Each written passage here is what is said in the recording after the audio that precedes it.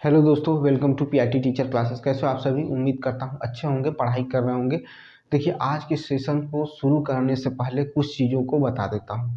देखिए, अब ये जो सेशन शुरू होगा, इसमें आपको जो वीडियो मिलेंगे वो हो सकते हैं कि बड़ा होने की वजह से या चैप्टर बड़े होने की वजह से और आपको डिटेल जानकारी देने की वजह से हो सकता है कि ये 2 या 3 भागों में बने, ठीक है। यानी 3 पार्ट बन सकता है, 2 पार्ट बन सकता है, ठीक है। लेकिन एक पार्ट में मुमकिन नहीं है, क्योंकि आपको एकदम डिटेल से पढ़ाना है, सब कुछ बताना है अब इसी चैप्टर में, ताकि आपका एक भी question NTPC graduate, under graduate और टीचिंग वाले जो वैकेंसी है उसमें से कहीं से भी एक भी चैप्टर आपका न छूटे, एक भी चैप्टर आपका न छूटे। इस वजह से एकदम डिटेल से हम जानकारी लेंगे।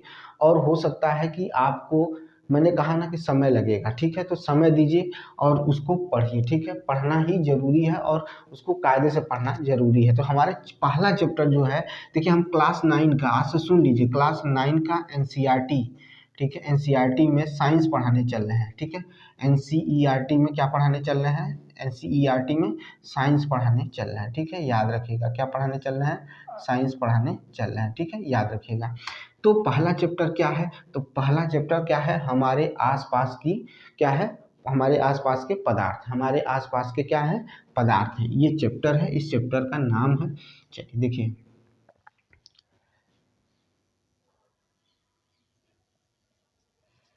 मैटर इन आवर सराउंडिंग,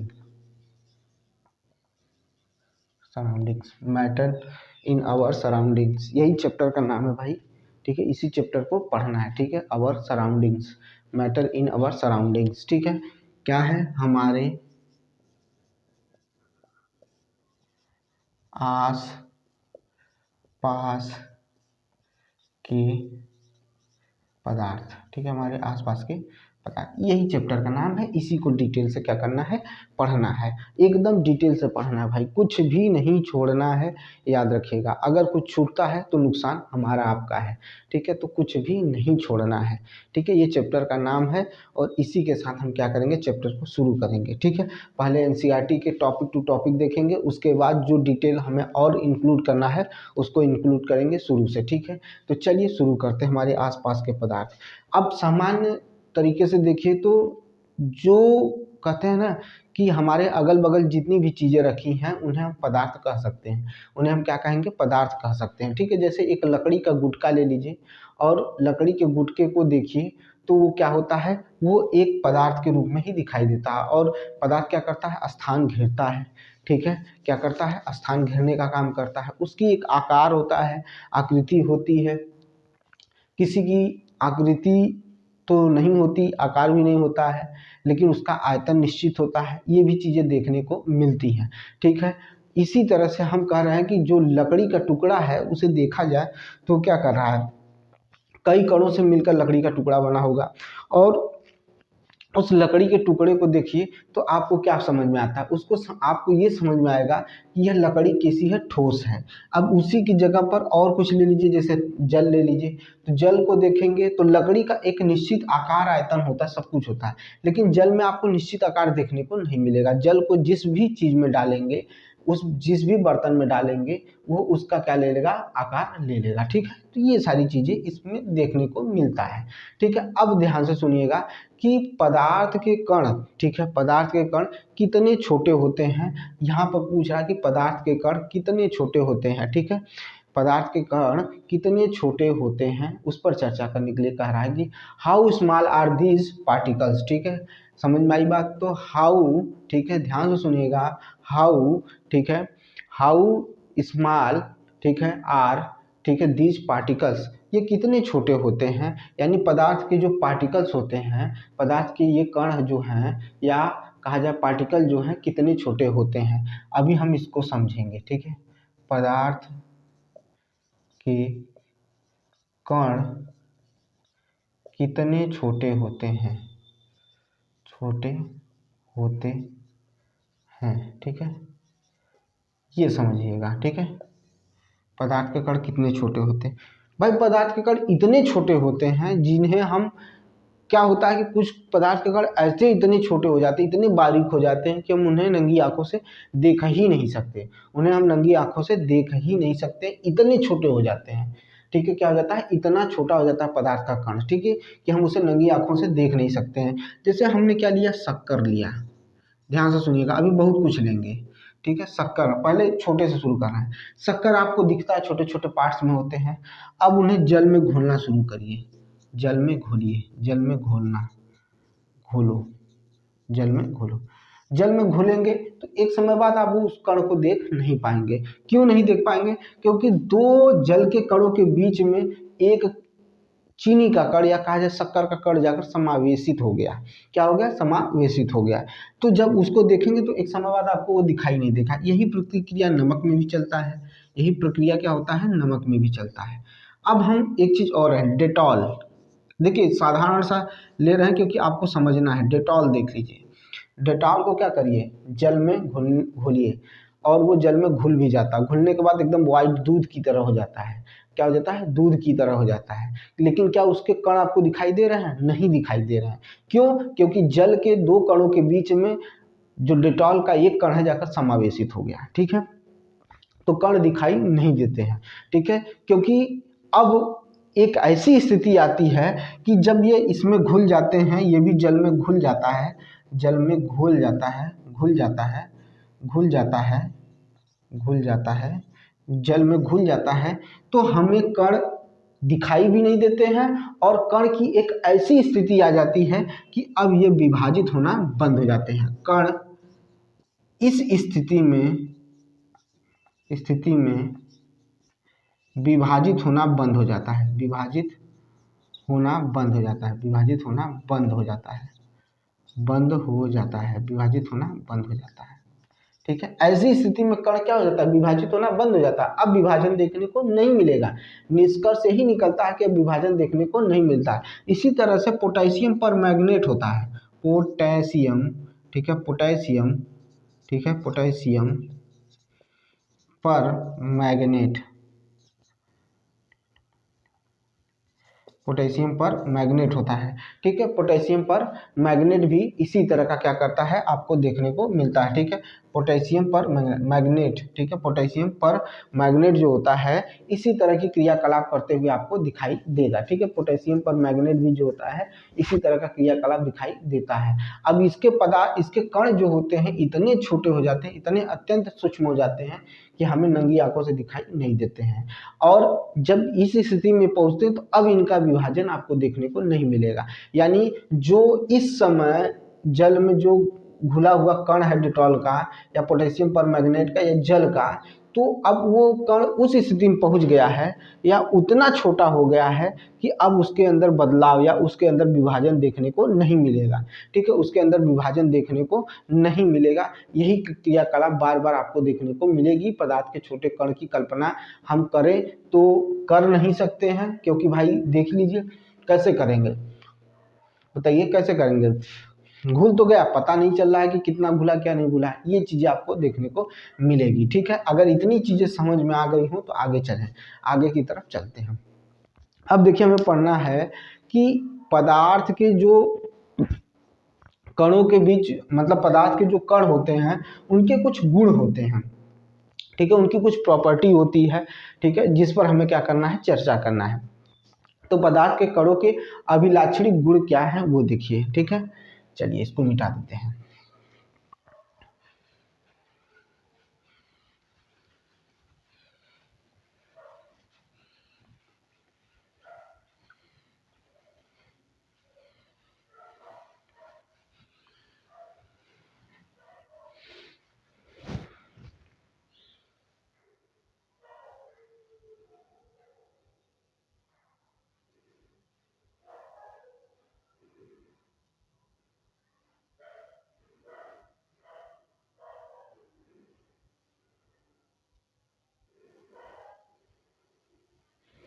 ठीक है, चलिए पदार्थ के कणों का अभिलाक्षणिक गुण,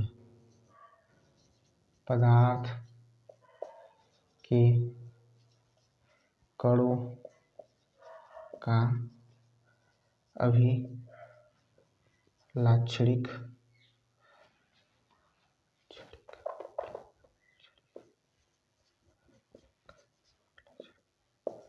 गुण, पदार्थ के कणों के का अभिलाक्षणिक गुण, ठीक है, याद रखिएगा, अभिलाक्षणिक गुण, ठीक है, अभिलाक्षणिक गुण, पदार्थ के कणों का अभिलाक्षणिक गुण हमें देखना है। तो चलिए पदार्थ के कणों का अभिलाक्षणिक गुण देखेंगे, ठीक है, और उसको समझने की कोशिश करेंगे, ठीक है। तो क्या हो जाएगा, उसको समझने की कोशिश करेंगे, ठीक है। तो क्या कह सकते हैं, तो कह सकते हैं कैरेक्टरिस्टिक ऑफ, ठीक है, पार्टिकल, ठीक है, कैरेक्टरिस्टिक ऑफ पार्टिकल, ठीक है, पार्टिकल ऑफ मैटर, ठीक है। हम कैरेक्टरिस्टिक पढ़ने चल रहे हैं किसका, तो पार्टिकल्स का, किसके, मैटर के, ठीक है। तो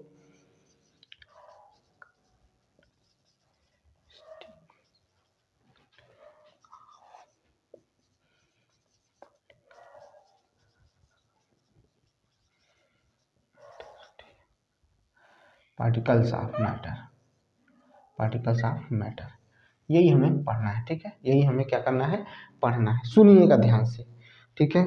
हम सिर्फ पार्टिकल्स की बात कर रहे हैं, अभी मैटर वैटर पे नहीं आए हैं, न ठोस द्रव गैस पर आए हैं। हम अभी पदार्थ के जो पार्टिकल्स होते हैं उनकी बात करने चल रहे हैं, ठीक है, उनके बात करने चल रहे हैं। अब देखिए जैसे हम अभी मैंने चर्चा किया, अभी मैंने चर्चा किया, क्या चर्चा किया, तो जैसे नमक, शर्करा, पोटेशियम पर मैग्नेट, पोटेशियम पर मैग्नेट, ठीक है, पोटेशियम पर मैग्नेट, नमक, शर्करा, पोटेशियम पर मैग्नेट, डेटॉल, ठीक है, एल्कोहल, ठीक है, ये सब, ठीक है, इनके कणों का हम क्या करेंगे, इन्हीं को माध्यम बनाकर इनके कणों का वर्णन करेंगे, इनके कणों के बारे में बात करेंगे, ठीक है। सुनिएगा ध्यान से, अगर हम नमक को जल में घोलते हैं, शक्कर को जल में घोलते हैं, ठीक है, पोटेशियम पर मैग्नेट को जल में घोलते हैं, नींबू को घोलते हैं, ठीक है, किसको घोलते हैं, नींबू को घोलते हैं, तो क्या बोल रहा हूँ कि इन सभी पदार्थ के कणों, पदार्थ के कण, पदार्थ के कण, कण जल के दो कणों, कणों के बीच समावेशित हो जाते हैं, समावेशित हो जाते हैं, ठीक है, समावेशित हो जाते हैं। याद रखिएगा, जिसकी मात्रा कम होगी और जिसकी मात्रा अधिक होगी, अधिक वाले मात्रा में ही जाकर कम वाले की मात्रा क्या करेगी, जाकर समावेशित होगी। याद रखिएगा, यही हमेशा गुणधर्म काम करता है, ठीक है, याद रखिएगा, हमेशा यही चीज काम करता है कि जो अधिक, जिसकी मात्रा अधिक होगी, ठीक है, विलेय विलायक हम सुने होंगे, तो विलायक क्या है, ठीक है, वो समझिए, विलेय क्या है वो समझिए। तो जिसकी मात्रा अधिक होगी उसमें जाकर कम मात्रा वाला क्या होगा, कण क्या करेगा, उनके दो कणों के बीच में जाकर बैठ जाएगा। ये अपने दिमाग में भर लीजिएगा, यह निश्चित है, ये कंफर्म है, समझ लीजिए, ठीक है। अब जब ऐसी स्थिति आ जाएगी तो दो कणों के बीच, तो दो कणों के बीच, कणों के बीच बीच का रिक्त स्थान भर जाएगा, रिक्त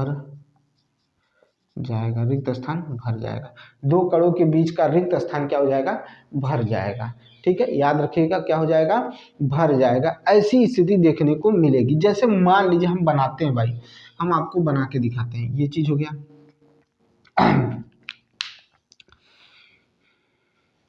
देखिए जैसे यहाँ पर जल भरे हैं, ये कण के रूप में देख लीजिए,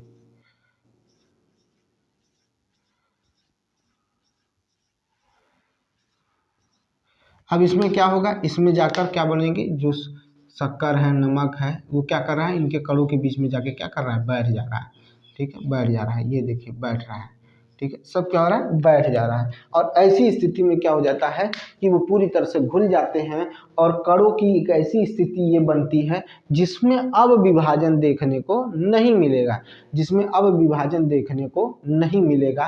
तो ये दर्शाता है कि कणों के बीच जो पर्याप्त स्थान होता था, कणों के मतलब ये अब दिखा रहा है, ये समझने की कोशिश करिए कि जो कणों के बीच क्या होता है, पर्याप्त स्थान होता है, ठीक है, दो कणों के बीच, या कहा जाए कि किसी पदार्थ के दो कणों के बीच या किसी पदार्थ के कणों के बीच एक पर्याप्त स्थान होता है जिसके बीच में एक अन्य कण जाकर क्या बैठ जाता है, बैठ जाता है या समावेशित हो जाता है, जिससे रिक्त स्थान क्या हो जाता है, भर जाता है।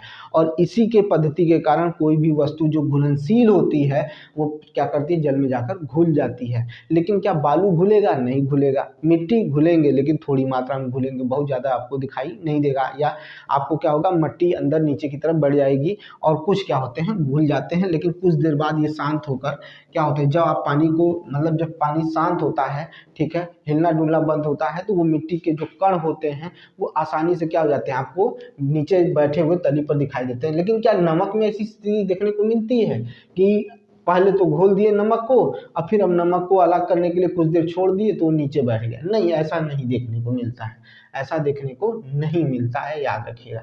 ये चीज़ें आपको देखने को नहीं मिलेंगी, ये याद रखिएगा। अब आगे की तरफ बढ़ते हैं। आपको पहला गुण ये पता चला कि पहला गुण जो था, फर्स्ट गुण जो था, कि पहला गुण हम लिख भी दे रहे हैं, ठीक है, गुण लिख भी दे रहे हैं। पदार्थ के कणों के बीच पर्याप्त रिक्त स्थान होता है, पर्याप्त रिक्त स्थान होता है, रिक्त स्थान होता है, ठीक है। पदार्थ के कणों के बीच पर्याप्त रिक्त स्थान होता है। पर्याप्त क्या होता है, रिक्त स्थान देखने को मिलता है, याद रखिएगा। ये पहला मैंने आपको बता दिया। यही है अभिलाक्षणिक गुण, किसके, पदार्थ के कणों के। पदार्थ के कणों का अभिलाक्षणिक गुण में पहला हमने बता दिया। अब इसी तरह से हम इसको पढ़ेंगे, ठीक है। अब दूसरा इंपॉर्टेंट सुनिएगा, पदार्थ के कण जो होते हैं वो निरंतर गति करते रहते हैं, निरंतर गति करते रहते हैं। ठोस में पदार्थ के कण गति करते हैं तो अपने स्थान से ही गति करना शुरू करते हैं, यानी उनमें कंपन देखने को मिलता है, ठीक है, कंपन देखने को मिलता है, ठीक है। जैसे हमने इससे पहले जो चैप्टर पढ़ाया था साउंड में, तो मैंने बोला था कि जब आप किसी थाली को पीटते हैं तो वो क्या होता है, आप देखेंगे वाइब्रेट कर रहा है, ठीक है, अपने साम्य स्थिति के इधर उधर गति कर रहा है, और जब तक वो करता रहेगा तब तक आवाज़ सुनाई देगी। जैसे ही उसका, अगर उसको रोकना चाहते हैं तो उस पर हाथ रख दीजिए तो उसकी जो गति होती है रुक जाती है, और ऐसी स्थिति में जो उसके कण हैं वो भी क्या हो जाते हैं, रुक जाते हैं, क्योंकि उसने जो कंपन करने की जो गति थी वो रुक गई है। तो इसी तरह से जो ठोस होते हैं उनके जो कण होते हैं वो भी गति करते हैं, लेकिन अपने ही स्थिति में रहकर, अपने ही साम्य स्थिति में रहकर इधर उधर क्या करते हैं, गति करते हैं। लेकिन द्रव में ऐसा देखने को नहीं मिलता है, द्रव में ऐसा देखने को नहीं मिलता है। द्रव में क्या होता है कि वह क्या करते हैं, एक स्थान से दूसरे स्थान पर जाने का प्रयास करते हैं। अगर उनकी गति देखी जाए तब, कब, पदार्थ के कणों में निरंतर क्या होती है, गति देखने को मिलती है। और ऐसी स्थिति तब कब पैदा होती है, जब द्रव में क्या होता है, पदार्थ, द्रव के जो कण होते हैं वो क्या होते हैं, एक स्थान से दूसरे स्थान पर जाने की क्षमता रखते हैं, और ऐसी स्थिति में क्या होता है, वो गतिज ऊर्जा करते हैं। क्या ऊर्जा, कौन सी ऊर्जा करते हैं, तो गतिज ऊर्जा करते हैं, ठीक है। क्या देखने को मिलता है, तो पदार्थ के कण जो होते हैं वो निरंतर गति करते हैं, और निरंतर गति करने की क्रिया में आप देखेंगे तो उनमें क्या पाई जाएगी, गतिज ऊर्जा होती है, उनमें क्या होती है, गतिज ऊर्जा होती है। और जैसे ही तापमान बढ़ाएंगे, किसी भी पदार्थ का अगर द्रव का तापमान बढ़ाते हैं तो उनकी गतिज ऊर्जा भी बढ़ जाती है, ठीक है, उस द्रव के कणों की गतिज ऊर्जा बढ़ जाती है, और द्रव के कणों की गतिज ऊर्जा जब बढ़ जाएगी तो वो और तेजी से गति करना शुरू कर देंगे, और तेजी से गति करेंगे। यानी तापमान बढ़ाने पर क्या होता है, गतिज ऊर्जा भी बढ़ जाती है, और निरंतर करने वाली गति भी क्या हो जाती है, बढ़ जाती है। कणों के बीच निरंतर गति करना, या कण क्या होते हैं, निरंतर गति करना शुरू कर देते हैं, यानी कणों की भी गतिज ऊर्जा बढ़ जाती है, ठीक है। समझ में आया कि नहीं आया, इतना बताइए, ठीक है।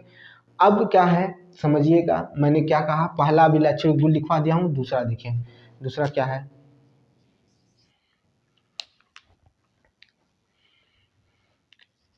पदार्थ के कण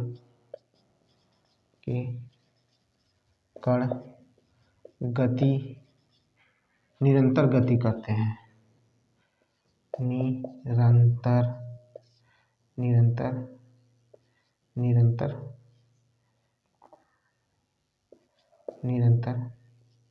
गति करते हैं, क्योंकि क्योंकि कणों में गतिज ऊर्जा होती है, गतिज ऊर्जा होती है। तापमान बढ़ाने पर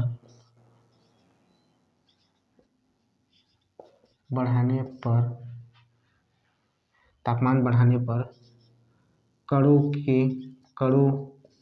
में गतिज ऊर्जा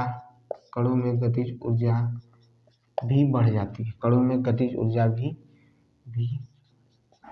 बढ़ जाती है जिससे कणों की गति भी बढ़ जाती है, कणों की गति भी बढ़ जाती है।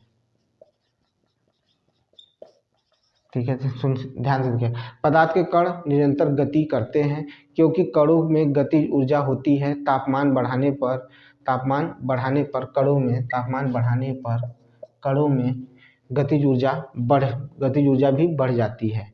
तापमान बढ़ाने पर कणों में गतिज ऊर्जा बढ़ जाती है जिससे कणों की गति भी बढ़ जाती है। ठीक है, गतिज ऊर्जा बढ़ेगी तो कणों की गति भी क्या हो जाएगी, बढ़ जाएगी। ठीक है, कणों की गति क्या हो जाती है, बढ़ जाती है। ठीक है, समझ में आया बात हुई, इतना समझिए। ठीक है, इसी में एक छोटा सा बहुत इंपॉर्टेंट दिया हुआ है, उसको समझने की कोशिश करिएगा। एक मतलब समझिएगा, एक इम्पॉर्टेंट बताने चल रहे हैं इसी में, विसरण। क्या बताने चल रहे हैं आपको, विसरण। बहुत ही इम्पॉर्टेंट है और बहुत ही मतलब चीज़ें क्या है, यहाँ से क्वेश्चन पूछ सकती है। ठीक है, क्वेश्चन पूछ सकते हैं, इस वजह से इसका जो क्या करना है, इसको समझना बहुत जरूरी है। ठीक है, इसे समझना बहुत ही जरूरी है।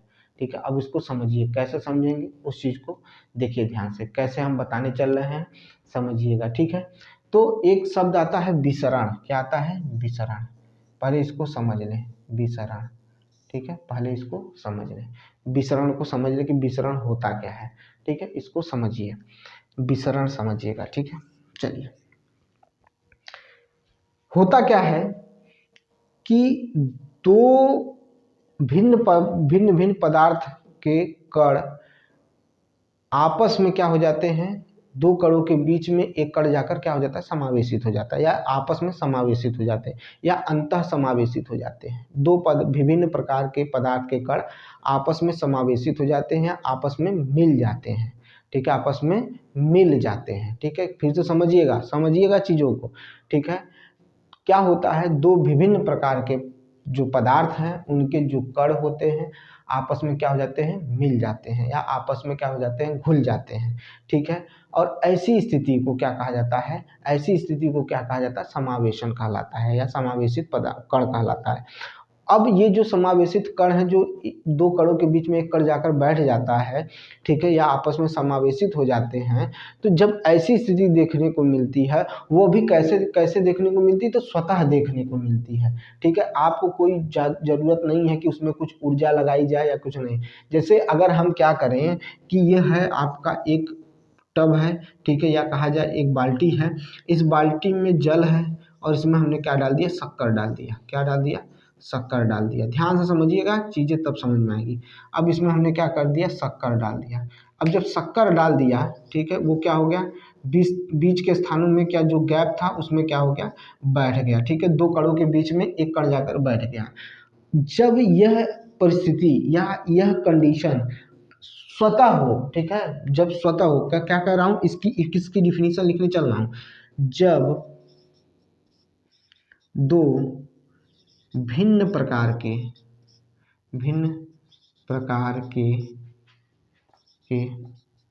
पदार्थ के कण स्वतः आपस में मिल जाते हैं या समावेशित होते हैं,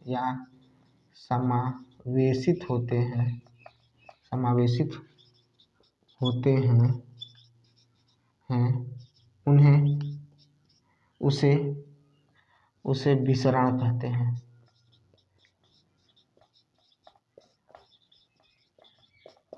उसे विसरण कहते हैं। यदि यदि यदि दो भिन्न नहीं, यदि इसका ताप बढ़ाया जाए तो विसरण और तेजी से होगा, विसरण और तेजी से होगा। ठीक है, देखिए भाई विसरण को समझिए। जब दो भिन्न प्रकार के पदार्थ के कण स्वतः आपस में मिल जाते हैं या समावेशित होते हैं, उसे विसरण कहते हैं। यदि इसका ताप बढ़ाया जाए, यानी जो हमने घोल बनाया है दो कणों का, पदार्थ के दो कणों को मिलाया गया है, या पदार्थ दो विभिन्न प्रकार के पदार्थों को आपस में मिलाया गया है, तो उनके दो कणों के बीच में एक कण जाकर बैठ जा रहा है, जिसकी वजह से रिक्त स्थान खत्म हो जा रहा है, रिक्त स्थान गायब हो जा रहा है। और जब उसे हम क्या करते हैं, अगर यह प्रक्रिया स्वतः हो रही है, इसको खुद से दूसरों की जरूरत नहीं है, खुद हो रही है। ठीक है, जैसे नमक में क्या करें, अरे पानी में नमक घोले, नमक डाल दीजिए, आपको देखेंगे नमक घुलना शुरू हो जाता है। तो जब ऐसी प्रक्रिया स्वतः होती है तो इसी को क्या कहा जाता है, विसरण कहा जाता है। इसी को क्या कहा जाता है, विसरण। एक ही पॉइंट इसमें बहुत मुख्य है, याद रखिएगा। कहाँ गया, हाँ ये समझिएगा, ये बोलना मत भूलिएगा। अगर ये आप बोलना भूल गए या ये अगर कहना भूल गए तो समझ लीजिए विसरण आप समझ नहीं पाएंगे, और विसरण की परिभाषा भी क्या हो जाएगी, गलत हो जाएगी। ये गलत नहीं करना है, ठीक है, इसको गलत नहीं करना है, अपने दिमाग में बैठा लीजिए। ठीक है, इसको अपने दिमाग में एकदम अच्छे से बैठा लीजिए कि ये चीज़ गलत तो नहीं करनी है। ठीक है, इसमें कुछ इंपॉर्टेंट जो चीज़ें दी हुई हैं, ये मेन क्या है, टॉपिक है, या ये कहा जाए कि यही तो है जिसको हमको क्या करना है, पढ़ना है। नहीं, वरना हमारे पढ़ने वढ़ने का कोई मतलब नहीं है, क्योंकि हम जब इस सब चीज़ों को पता नहीं कर पा रहे हैं या इन सब चीज़ों को क्लियर नहीं कर पा रहे हैं। तो अब अगली हेडिंग है, पदार्थ के कण एक दूसरे को आकर्षित करते हैं। ये हो गया। अब देखिए पदार्थ के कण एक दूसरे को क्या करते हैं, आकर्षित करते हैं। दो हमने बता दिया गुण। एक पहले बताया कि पदार्थ के कण के बीच पर्याप्त रिक्त स्थान होता है। ठीक है, रिक्त स्थान होता है। पदार्थ के कण क्या करते हैं, निरंतर गति करते हैं, दो बता दिया। और निरंतर गति करते हैं यानी इसमें गतिज ऊर्जा पाई जाती है। तीसरा क्या है, पदार्थ के दो कण एक दूसरे को आप क्या करते हैं, आकर्षित करते हैं। ठीक है, एक दूसरे को क्या करते हैं, आकर्षित करते हैं। अब कैसे करते हैं इसको समझिएगा। ये दो हो गए हैं, तीसरा बताने चल रहा हूँ और तीसरे को समझने की कोशिश करिएगा।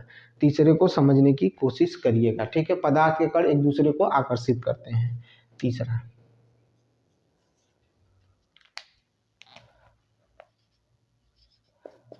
पदार्थ के कण एक दूसरे को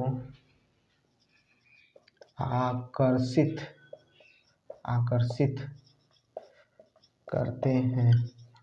करते हैं। पदार्थ के कण एक दूसरे को क्या करते हैं, आकर्षित करते हैं। अब कैसे आकर्षित करते हैं इसको समझने की कोशिश करिएगा। ठीक है, देखिए भाई, जो पदार्थ के कणों के बीच क्या होता है, एक बल कार्य करता है। ठीक है, जैसे ये एक पदार्थ का कण है और ये एक पदार्थ का कण, दूसरा कण, एक पहला कण दूसरा कण, इनके बीच क्या होता है, एक बल कार्य करता है। ठीक है, ये बल कार्य कर रहा है और यह बल कार्य कर रहा है। ठीक है, तो इनके बीच एक बल कार्य करता है। किसके, दो कणों के बीच क्या होता है, एक बल कार्य करता है।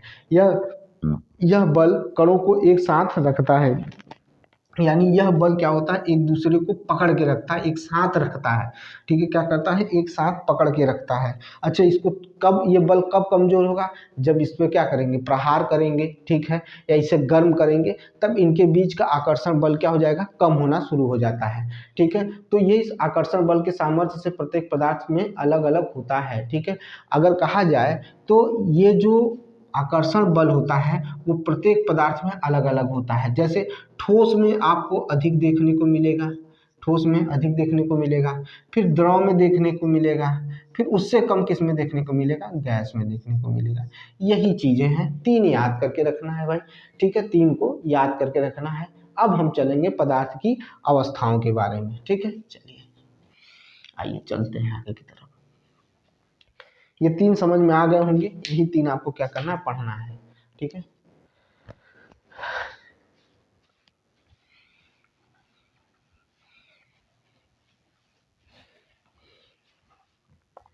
पदार्थ की अवस्थाएं, पदार्थ की अवस्थाएं, ठीक है। चलिए आइए पदार्थ की अवस्थाएं देखते हैं।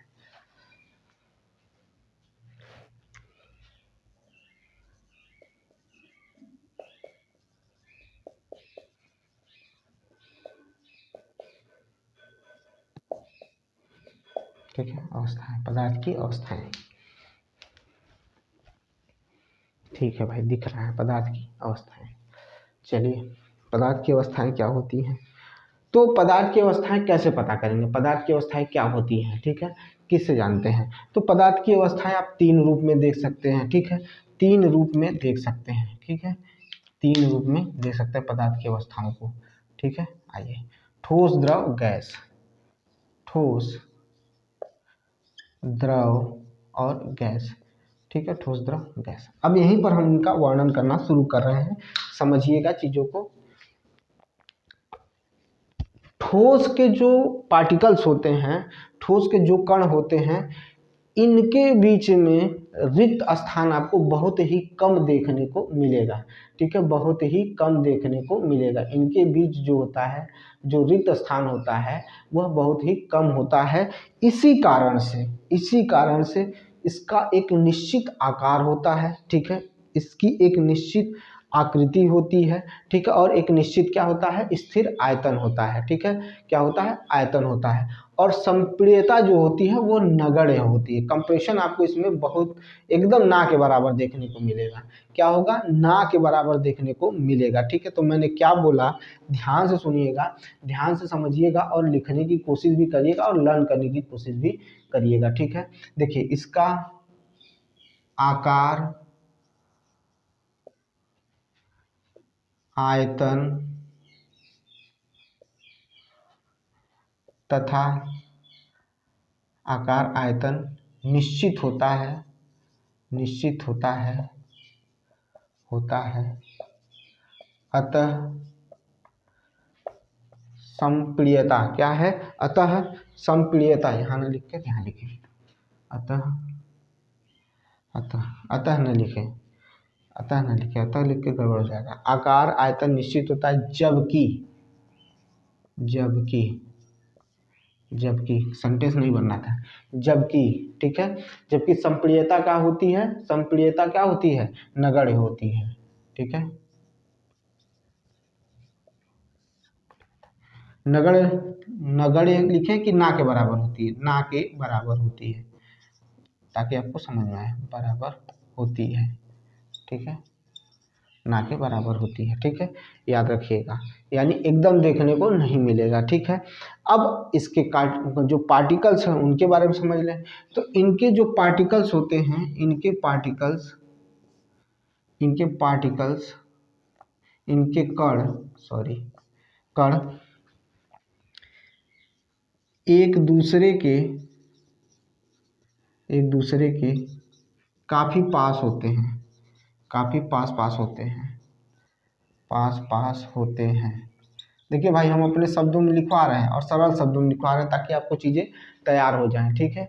नहीं तो चाहते तो हम भी इसके मतलब भाषा में लिखवा सकते थे, ठीक है, लेकिन इसको नहीं कर रहे हैं, ठीक है। अगर देखिए भाई, अगर क्योंकि इसकी संपीड़ितता जो है ना के बराबर है, तो अगर इस पर हम प्रहार करेंगे, अगर हम ठोस वस्तु पर प्रहार करेंगे, ठोस वस्तु पर प्रहार करेंगे तो वह टूट जाएगा, टूट जाएगा, जाएगा, पर पर पर आकार नहीं बदलेगा, पर आकार नहीं बदलेगा, आकार नहीं बदलेगा, टूट जाएगा पर आकार नहीं बदलेगा।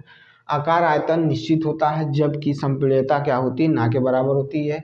इनके कण एक दूसरे के काफ़ी पास पास होते हैं। अगर हम ठोस वस्तु पर प्रहार करेंगे तो वह टूट जाएगा पर आकार नहीं बदलेगा, यानी वो दृढ़ रहेगा। ठीक है, क्या रहेगा, उसमें दृढ़ता देखने को मिलेगी। उसमें क्या देखने को मिलेगी, दृढ़ता देखने को मिलेगी। देख लीजिए भाई, ये हो गया। अब हम पढ़ेंगे द्रव के बारे में। हमने किसके बारे में पढ़ लिया, तो ठोस के बारे में पढ़ लिया। अब हम चल रहे हैं द्रव के बारे में पढ़ने, द्रव के बारे में पढ़ने चल रहे हैं। ठीक है, समझिएगा।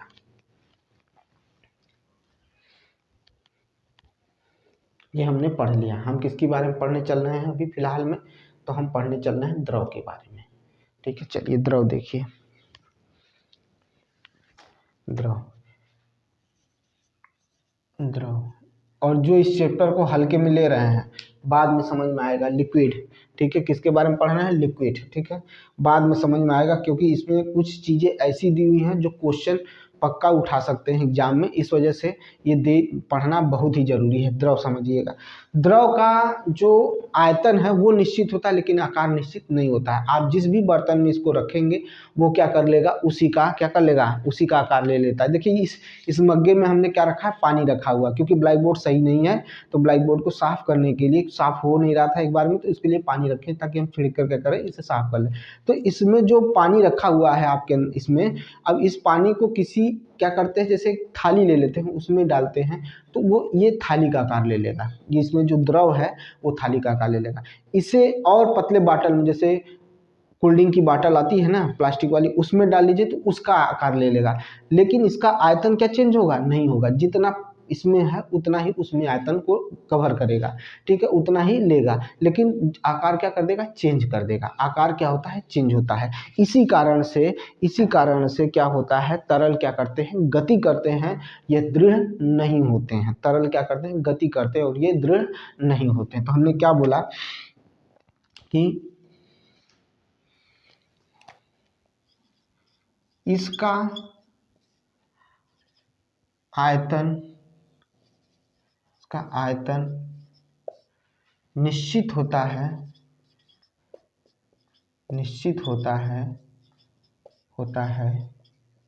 जबकि, हाँ अब सही सेंटेंस बना है, जबकि आकार निश्चित नहीं होता, नहीं होता है। इसे जिस भी बर्तन में रखते हैं,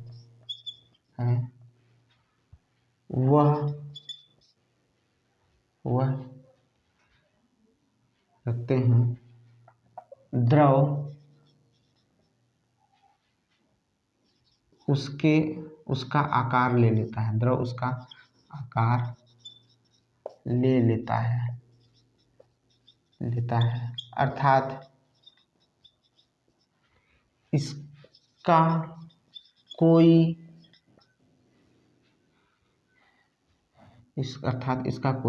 नहीं,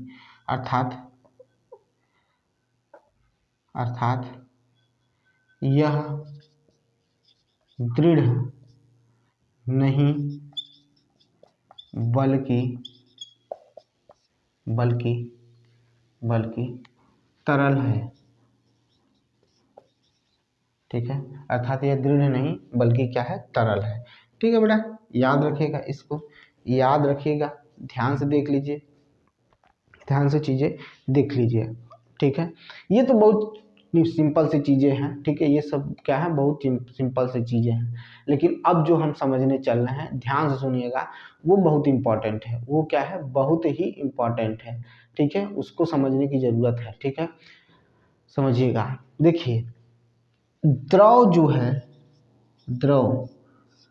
द्रव का अगर विसरण में संबंध जोड़े, विसरण देखें, द्रव का विसरण देखें, तो द्रव का विसरण देखने लायक है, या द्रव के विसरण में क्या उपलब्धियां हैं, ठीक है, क्या प्रॉपर्टी है, वो समझने की जरूरत है। चलिए समझिएगा, हम वातावरण में हैं, ठीक है, हम सांस जो है नाक से लेते हैं, हम गैस को क्या करते हैं, अपने अंदर लेते हैं। लेकिन जो जल में रहने वाला जीव है वो कैसे सांस लेता है, तो जल में घुली हुई ऑक्सीजन से सांस लेता है। इसका मतलब ये हो गया कि द्रव में गैस का विसरण होता है।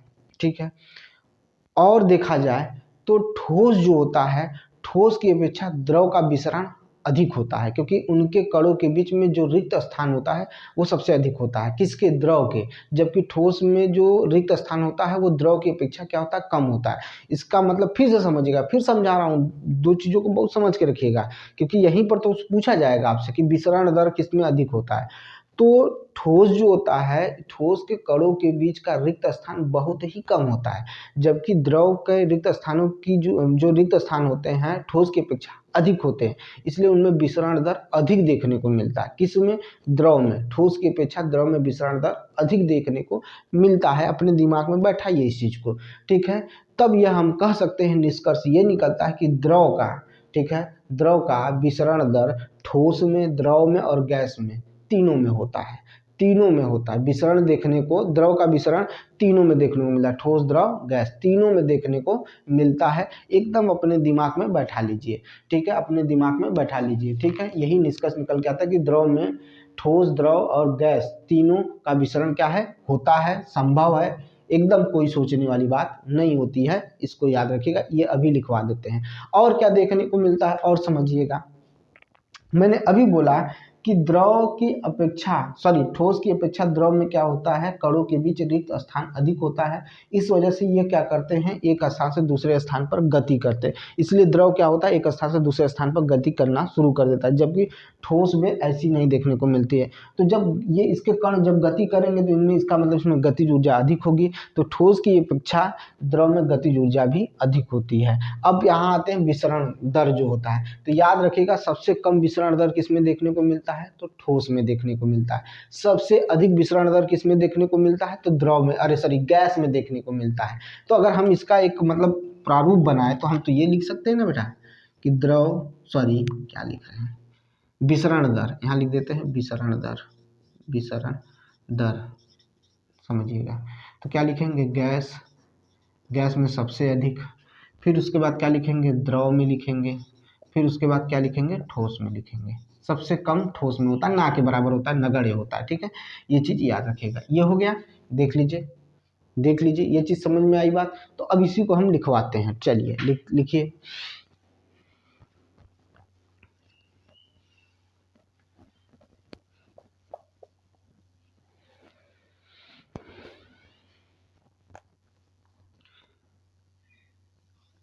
द्रव के कणों के बीच रिक्त स्थान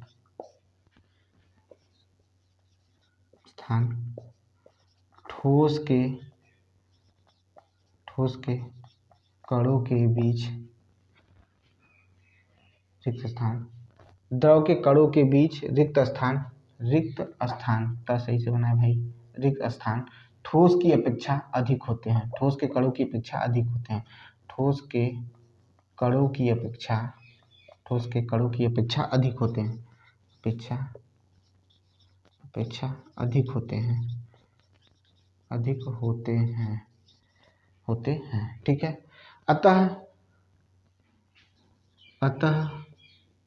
अतः द्रव, ठोस, द्रव व गैस तीनों में ठीक है, द्रव का ठोस, द्रव व गैस तीनों में विसरण संभव है।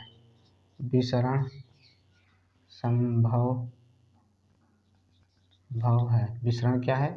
संभव है। ठीक है, संभव है। ठीक है, बस इतना ही लिखिए। ठीक है, ये याद रखिएगा, ये लाइन बहुत ही इम्पोर्टेंट है। द्रव का ठोस में, द्रव में और गैस में, तीनों में, ठीक है, तीनों में द्रव का विसरण संभव है। याद रखिएगा, ये बहुत ही जरूरी है। ठीक है, क्योंकि द्रव के जो कण होते हैं वो स्वतंत्र अवस्था में क्या करते हैं? गति करते हैं। ठीक है, स्वतंत्र अवस्था में क्या करते हैं? गति करते हैं। ठोस की अपेक्षा द्रव में रिक्त स्थान क्या होते हैं? अधिक होते हैं। इसकी चर्चा हम कर चुके हैं। पहले ही बता चुके हैं, अब उसमें बताने वाली चीज़ कुछ भी नहीं है। ठीक है, अब आइए चलते हैं किसकी तरफ चलते हैं, गैस की तरफ चलते हैं। द्रव हमने पढ़ लिया, लिक्विड हमने पढ़ लिया, अब हम पढ़ेंगे गैस के बारे में। किसके बारे में पढ़ेंगे, गैस के बारे में पढ़ेंगे। चलिए आइए देखते हैं।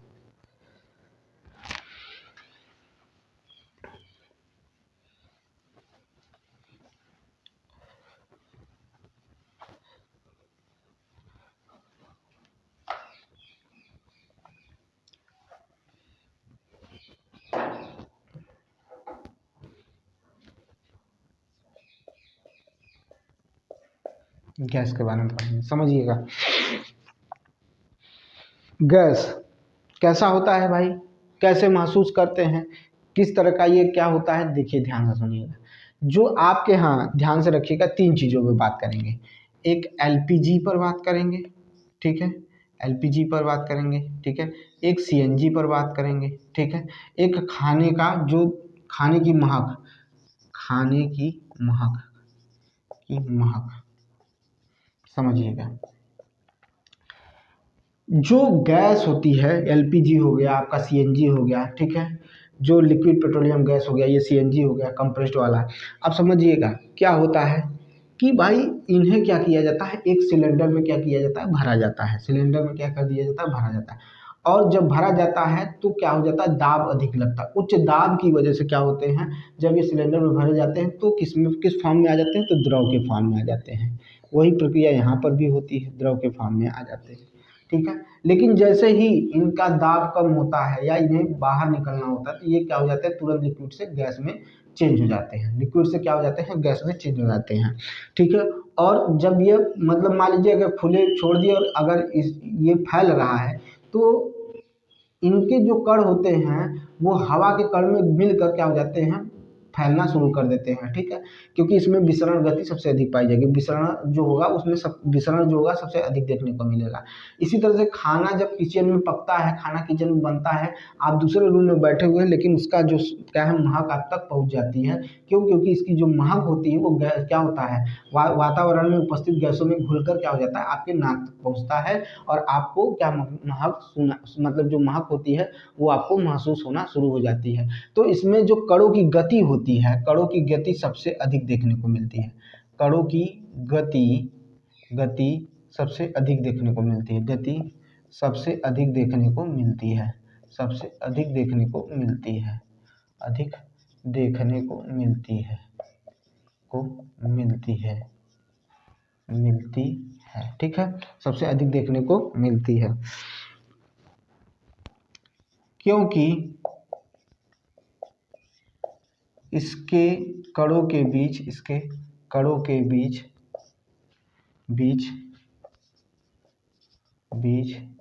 की दूरी सबसे अधिक होती है, की दूरी सबसे अधिक होती है, सबसे अधिक होती है, ठीक है, सबसे अधिक होती है। ये फैलना शुरू कर देते हैं, ठीक है, क्या होता है, फैलना शुरू कर देते हैं, ठीक है। अब इसमें ठोस और द्रव की तुलना में इनमें विसरण क्या होता है, विसरण अधिक होता है, ठीक है, सबसे अधिक विसरण बहुत तीव्रता से इसे फैलना शुरू कर देती है, ठीक है। समझ में आया कि नहीं आया। और गैसीय अवस्था में कणों की गति अनियमित और अत्यधिक होती है। यानी जो कणों की जो गति होती है, याद रखिएगा, गैस में जो कणों की गति जो होती है वो अत्यधिक होती है और अनियमित होती है, ठीक है, अत्यधिक होती है और अनियमित होती है, ठीक है। गैस में कणों की गति अनियमित तथा अत्यधिक होती है। अनियमित मतलब रैंडमली, चाहे इधर की तरफ मूवमेंट शुरू हो जाता है, इनका भागना फिरना शुरू हो जाता है, ये कहीं भी जाकर टकराना शुरू कर देते हैं, दीवारों से टकरा जाते हैं, बर्तन की जो पेंदी होती है उससे टकराते हैं, बर्तन की जो दीवार होती है उनसे टकराते हैं। इनमें क्या होता है, नियमित रूप से आपको क्या देखने को मिलेगी, गति देखने को मिलेगी। अब ये याद रखिएगा, ये आपका खत्म हुआ ठोस द्रव गैस, अभी कुछ खत्म नहीं हुआ, अभी बहुत कुछ बाकी है, तो पहले भी समझिएगा, ठीक है, पहले भी समझने की जरूरत है, तो पहले समझिएगा। अगर हम बात करें कि जो भी हमने पदार्थ की अवस्था देखी है उस पर अगर तापमान का प्रभाव देखा जाए तो तापमान का प्रभाव क्या देखने को मिलता है। तो हम कहेंगे कि तापमान का प्रभाव या तापमान के परिवर्तन का प्रभाव क्या होता है। तो हम पढ़ेंगे तापमान के परिवर्तन का प्रभाव या तापमान परिवर्तन का प्रभाव। चलिए देखते हैं।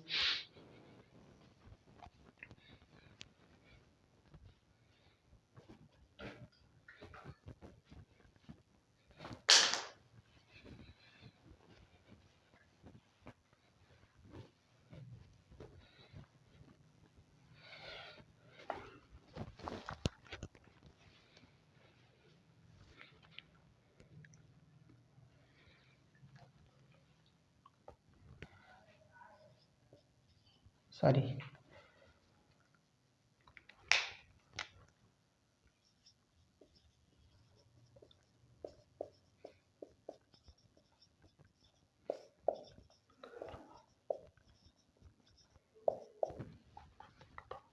ध्यान से सुनिएगा। तापमान परिवर्तन का प्रभाव, देखिए भाई, जो तापमान है अगर हम तीनों पर देखें, ठोस द्रव गैस तीनों पर देखें तो क्या देखने को मिलता है वो चीज़ को समझिएगा। अगर किसी ठोस का, जैसे यहाँ पर एक हमने ठोस क्या बना दिया, ठीक है, ये मान लीजिए एक आइस है, ठीक है, ये बर्फ का टुकड़ा है, ठीक है, समझ में आई बात। अब क्या है, ये ठोस अवस्था में है, ठीक है। अब इसका तापमान बढ़ाना शुरू करेंगे। जैसे ही इसका तापमान बढ़ाना शुरू करेंगे, ये आग दे रहे हैं, ठीक है, जैसे ही इसका मतलब इसका तापमान बढ़ना शुरू होगा तो इसके जो कण होते हैं वो कणों में ठीक है, गतिज ऊर्जा बढ़ जाती है, गतिज ऊर्जा बढ़ने लगती है, कणों में गतिज ऊर्जा बढ़ने लगती है, कणों में गतिज ऊर्जा बढ़ने लगती है। कणों में क्या हो जाती है, गतिज ऊर्जा क्या करने लगती है, प्रॉपर तरीके से बढ़ जाती है या बढ़ना शुरू हो जाती है। और जब बढ़ना शुरू होती है, गतिज ऊर्जा बढ़ना शुरू होती है तो इन कणों में अधिक तेजी से क्या होना शुरू हो जाता है, क्योंकि इसके जो ठोस के कण हैं वो कहीं जाएंगे नहीं, लेकिन उनमें कंपन बढ़ जाएगा। क्या बढ़ जाएगा, कंपन बढ़ जाएगा, कणों में कंपन बढ़ जाता है, कणों में कंपन बढ़ जाता है, कणों में कंपन बढ़ जाता है, बढ़ जाता है। कणों में क्या होता है, कंपन क्या हो जाता है, बढ़ जाता है, ठीक है। तो कणों में गतिज ऊर्जा बढ़ने लगती है या कंपन बढ़ जाता है या गतिज ऊर्जा बढ़ जाता है और अधिक तेजी से क्या करने लगते हैं, कंपन करने लगते हैं। और कंपन द्वारा ही प्रदत्त गतिज ऊर्जा क्या होती है, जो होती है गतिज ऊर्जा जो होती है, या कहा जाए समझिएगा कि कणों के बीच जो ऊर्जा लग रही है, कणों के बीच जो ऊर्जा लग रही है किसकी वजह से, तापमान बढ़ाने की वजह से, तापमान बढ़ाने की वजह से। तो जब तापमान बढ़ाने की वजह से जो ऊर्जा लग रही है तो इन जो कणों के बीच आकर्षण बल है, जो कणों के बीच जो आकर्षण बल है वो क्या कर जाता है, आकर्षण बल के भी बल, जो जो कणों के बीच लगने वाला बल है ऊर्जा के कारण आकर्षण बल को पार कर जाता है, आकर्षण बल को क्या कर जाता है, पार कर जाता है। और जब आकर्षण बल को पार कर लेता है तो इसी कारण ये छोटे छोटे क्या हो जाते हैं, अधिक स्वतंत्र होकर क्या हो जाते हैं, ठोस से क्या हो जाते हैं, पिघल कर क्या हो जाता है, द्रव अवस्था में आ जाते हैं। भाई जब जो आकर्षण बल, जैसे ये एक ये कण है, एक ये कण है, इन्हीं के तो बीच आकर्षण बल लग रहा है, लेकिन गर्म मतलब इसको तापमान बढ़ाने की वजह से जो इसकी गतिज ऊर्जा होती है वो बढ़ जाती है। और गतिज ऊर्जा भी क्या करती है, एक बल की तरह कार्य करती है, या सॉरी बल की तरह कार्य है। इसकी जो बल होता है, आकर्षण बल होता है, उससे ज़्यादा क्या हो जाती है, इसमें ऊर्जा जनरेट हो जाती है। और जब ऊर्जा जनरेट हो जाती है तो जो आकर्षण बल है ये क्या हो जाता है, टूट जाता है। और टूट कर रिजल्ट ये निकलता है कि ये क्या होते हैं, अब विसरित होना शुरू हो जाते हैं। और जब ये विसरित होना शुरू होंगे तो ठोस जो है वो किस में बदल जाएगा, द्रव में बदल जाएगा। किस में बदल जाएगा भाई, द्रव में बदल जाएगा। फिर से समझिएगा, फिर से समझिएगा। हमने क्या किया, एक ठोस लिया, ठीक है, जैसे ये आइस का टुकड़ा है, ठीक है, बर्फ का टुकड़ा है, इसको गर्म करना शुरू किया तो कणों में गतिज ऊर्जा बढ़ना शुरू हो जाएगी, क्योंकि ऊष्मा के कारण, जो हम ताप दे रहे हैं ऊष्मा के कारण कणों में गतिज ऊर्जा बढ़ने की वजह से वो कम तेजी से कंपन करना शुरू करेंगे। और जब कंपन करना शुरू करेंगे, एक ही अपने स्थान पर कंपन करना शुरू करेंगे, तो कंपन करना शुरू करेंगे तो वो दूर हटने की कोशिश करेंगे। और दूर हटने की कोशिश में क्या होता है, क्योंकि ठोस में सबसे अधिक आकर्षण बल होता है वो टूट जाता है, यानी आकर्षण जो बल है इनमें जो ऊर्जा की वजह से जो बल जनरेट हुआ है वो बल क्या हो जाता है आकर्षण बल को पार कर जाता है। जब आकर्षण बल को पार कर जाता है तो ये तेजी से क्या होना शुरू करते हैं, विचलित होना शुरू करते हैं। और जब विचलित होना शुरू करते हैं तो ये ठोस से किस में बदल जाते हैं, द्रव में बदल जाते हैं। ठीक है, द्रव में बदल जाते हैं। तो कह सकते हैं, अब इसमें एक शब्द पढ़ना है गलनांक। क्या पढ़ना है, गलनांक। इतना समझ में आ गया भाई। चलिए आगे चलते हैं।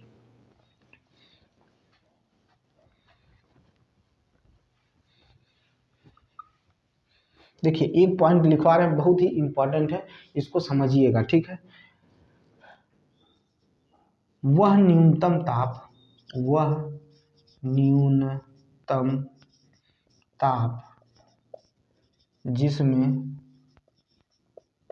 जिसमें ठोस द्रव में बदल जाता है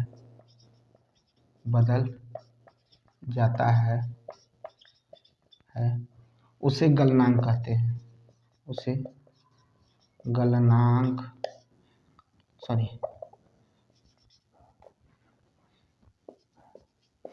गलनांक कहते हैं। फिर से सुनिएगा, वह न्यूनतम ताप, जैसे ये बर्फ रख दिया, ठीक है, बर्फ को रख दिया, इसका टेम्परेचर बढ़ाना शुरू किए, 18 गए, 10 गए, ये गलना शुरू हो गया। या अपने हथेली पर ही रख दीजिए, हथेली पर रख दीजिए। अब आप देखेंगे कुछ देर बाद बर्फ गलना शुरू हो जाता है, क्योंकि आपके जो शरीर का ताप है वो एक न्यूनतम ताप है जिस पर ये बर्फ क्या करने लगेगा, गलना शुरू हो जाएगा। तो उसी को क्या कहते हैं, गलनांक कहते हैं। क्या कहते हैं प्रभु, गलनांक कहते हैं। याद रखिएगा, ये इंपॉर्टेंट है। ठीक है, किसी ठोस का, ध्यान से सुनिएगा, यही ठोस है। ठीक है, ठोस है। किसी ठोस का गलनांक किस पर निर्भर करता है, अगर ये ठोस है तो किस पर निर्भर करेगा, किसी ठोस का गलनांक किस पर निर्भर करेगा, तो किसी ठोस का गलनांक उसके कणों के बीच लगने वाले आकर्षण बल के सामर्थ्य पर क्या करेगा, निर्भर करेगा। ठीक है, क्या करेगा, सामर्थ्य पर निर्भर करेगा। फिर से समझिएगा, फिर क्या कह रहा हूँ, गलनांक, किसी ठोस का गलनांक, किसी ठोस का गलनांक, यही लिख देता हूँ, किसी, ये इंपॉर्टेंट है, किसी ठोस का गलनांक, ठीक है, ठोस का गलनांक ठोस के कणों के बीच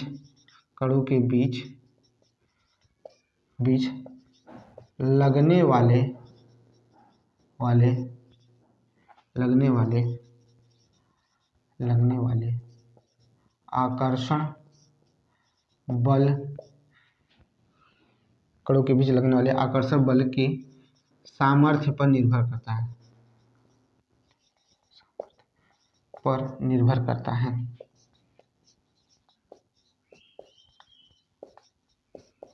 ठीक है, समझ लीजिएगा। ठीक है, ध्यान दीजिएगा, ये बहुत इंपॉर्टेंट लाइन है। ठीक है, ये बहुत ही इंपॉर्टेंट लाइन है। ठीक है, सामर्थ्य को दर्शाता है या सामर्थ्य पर निर्भर करता है। ठीक है, दोनों चीजें होती हैं। तो कणों के बीच आकर्षण बल के सामर्थ्य पर या सामर्थ्य पर निर्भर करता है या सामर्थ्य को दिखाता है। ठीक है, याद रखिएगा, यही इंपॉर्टेंट है। ठीक है, इसको जरूर ध्यान रखिएगा।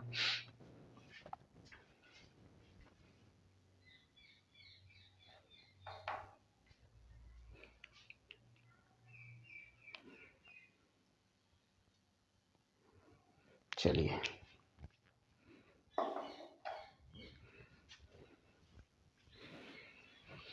ठीक है, चलिए आगे चलते हैं, आगे की तरफ देखते हैं। चलिए ये चीज़ हो गया, इस चीज़ को समझ लिए हैं। ठीक है, इसका स्क्रीनशॉट लेना है तो ले लीजिए। चलिए आगे चलते हैं, ये हो गया।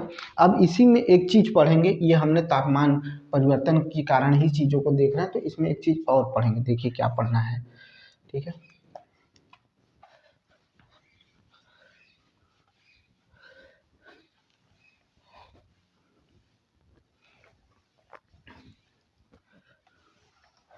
समझिएगा, लेटेंट हीट, हमको क्या पढ़ना है, लेटेंट हीट, इसी में है, लेटेंट हीट पढ़ना है। समझिएगा, गुप्त ऊष्मा पढ़ना है। ठीक है, छिपी हुई ऊष्मा।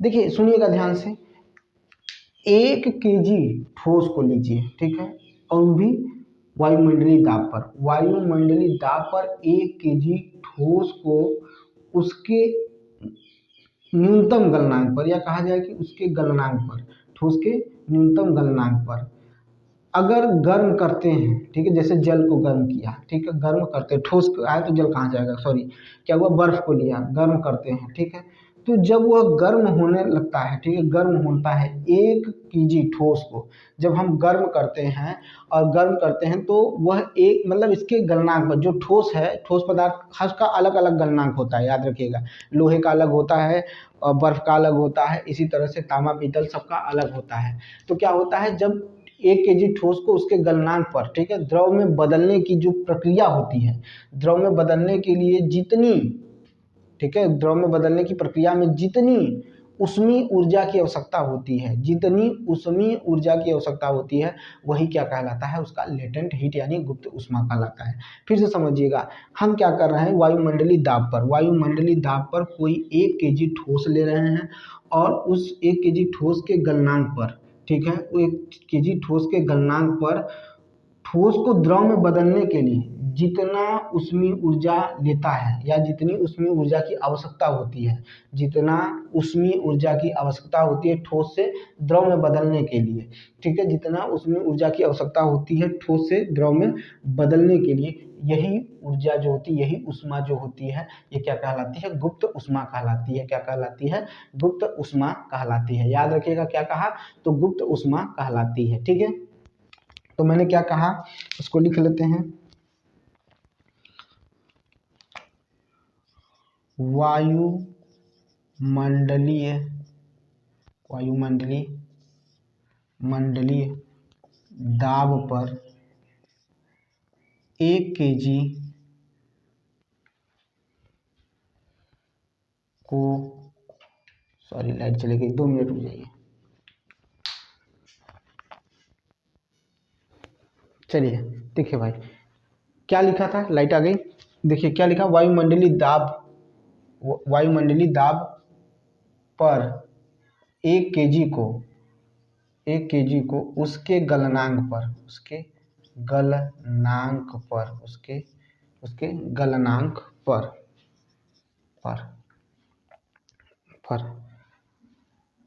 द्रव में बदलने के लिए, जितनी उष्मीय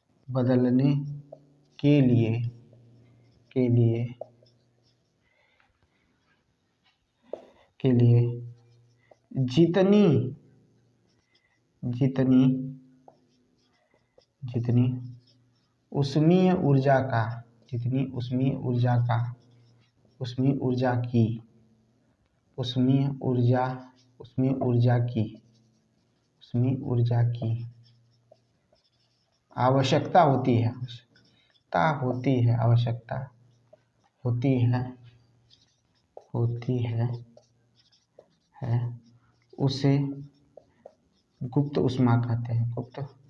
उसे गुप्त ऊष्मा कहते हैं, उसे क्या कहते हैं, गुप्त ऊष्मा। वायुमंडलीय दाब पर 1 kg को उसके गलनांक पर द्रव में बदलने के लिए जितनी उष्मीय ऊर्जा की आवश्यकता होती है, उसे गुप्त ऊष्मा कहते हैं। उसे क्या कहते हैं, गुप्त ऊष्मा कहते हैं। याद रखिएगा, उसी को क्या कहेंगे, गुप्त ऊष्मा कहेंगे, ठीक है। अब देखिए ध्यान से समझिएगा, ये तो हो गया। अब हम क्या करेंगे, अब हम पढ़ने चल रहे हैं, ध्यान से सुनिएगा।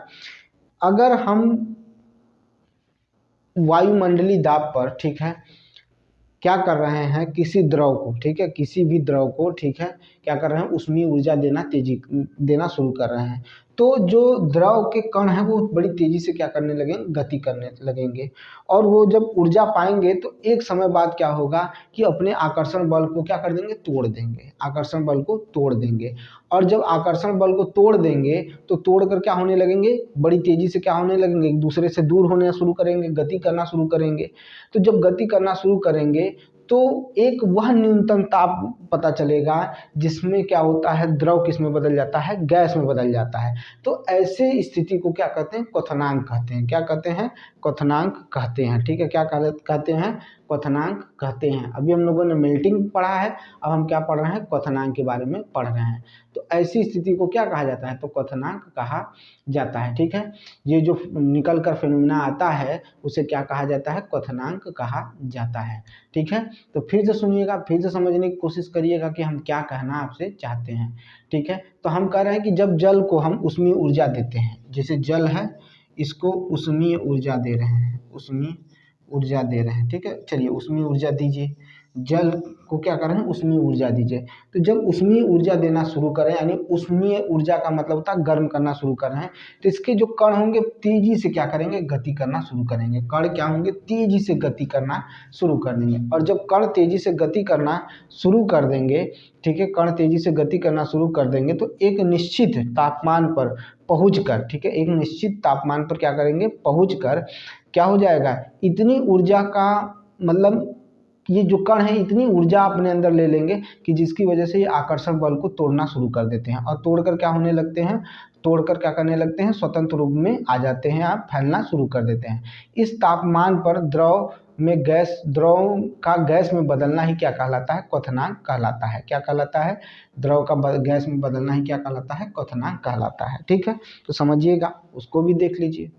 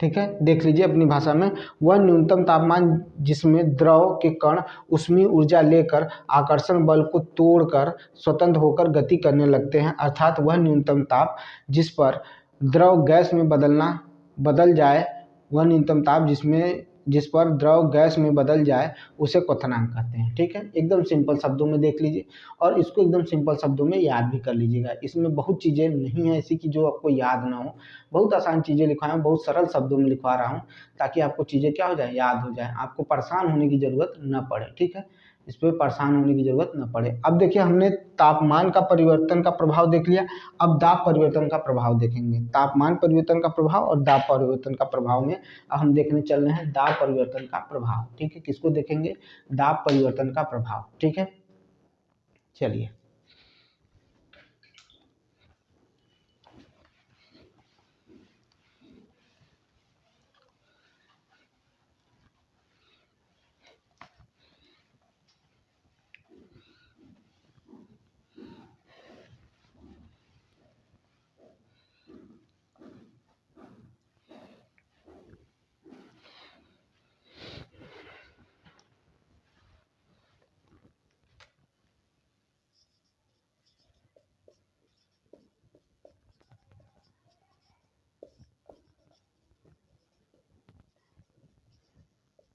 दाब परिवर्तन का प्रभाव, ध्यान से समझिएगा, ध्यान से सोचिएगा, और इस पर चर्चा होने जा रही है तो बहुत सोच समझ कर देखिएगा, ध्यान दीजिएगा, ठीक है। दाब परिवर्तन का प्रभाव, ठीक है, दाब परिवर्तन का प्रभाव हम देखने चल रहे हैं। चलिए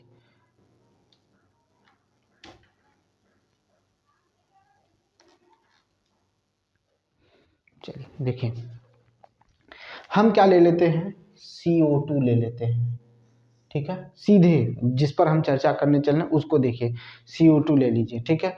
इस पर क्या करिए, उच्च दाब संग्रहित करिए, ठीक है। क्या करिए, उच्च दाब संग्रहित करिए, ठीक है। और वो वायुमंडलीय दाब क्या है, 1 ATM है। कितना है, 1 ATM है, एटमॉस्फेरिक प्रेशर, ठीक है, 1 ATM है, ठीक है, ठीक है। अब क्या हो रहा है कि जो तो ठोस CO2 जो है द्रव में पाए जाते हैं, ठीक है, सीधे गैस में परिवर्तित हो जाते हैं। देखिए क्या कह रहा है कि CO2 पर हमने क्या किया, ये दाब लगाया 1 ATM का, 1 ATM का दाब लगा रहे हैं। और ये CO2 जो है वो किस अवस्था में, ड्राई आइस होता है, CO2 ठोस अवस्था में है, तो ठोस अवस्था में है, ठोस अवस्था में है। तो ये द्रव में न बदल कर किस में बदल जाएगा, गैस में बदल जाएगा। क्या करेंगे, गैस में बदल जाता है। कब बदलता है, जब एक एटमॉस्फेरिक प्रेशर हो तो ठोस द्रव अवस्था में आए बिना ही किस में बदल जाता है, गैस में बदल जाता है। इसीलिए इसे क्या कहा जाता है, ड्राई आइस कहा जाता है। आप पब में देखेंगे, जहाँ पर मतलब कहते हैं कि कोई प्रोग्राम फंक्शन होता है, वहाँ पर इसी को यूज किया जाता है, जिसके क्या हो सके, धुएं की तरह ये निकलता है, यानी गैस में परिवर्तित हो जाता है। कब परिवर्तित होता है, 1 ATM के, ठीक है, एक एटमॉस्फेरिक प्रेशर जो है उस पर क्या होगा, ये बदल जाएगा, ठीक है। समझ में आई बात, तो ये याद रखिएगा, इसी को कहते हैं, क्या कहते हैं, जब ऐसी स्थिति देखने को मिलती तो उसे ऊर्ध्वपातन कहते हैं। क्या कहते हैं, ऊर्ध्वपातन कहा जाता है। क्या कहा जाता है, ऊर्ध्वपातन, यानी सब्लिमेशन कहलाता है। क्या कहलाता है, सब्लिमेशन कहलाता है। अब दाब परिवर्तन के प्रभाव, यानी दाब का प्रभाव क्या किस तरह से देखने को मिल सकता है, तो ये चीज देख लीजिए, दाब और ताप का प्रभाव किस तरह से देखने को मिलता है, ये चीज समझिएगा, ठीक है। देखिए समझने की कोशिश करिएगा, हम बना रहे हैं,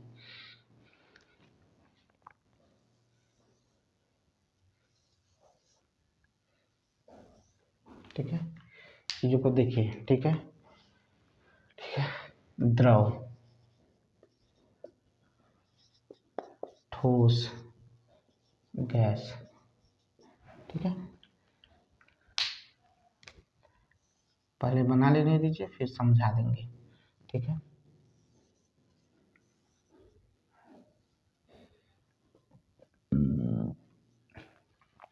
चलिए अब समझना शुरू करते हैं।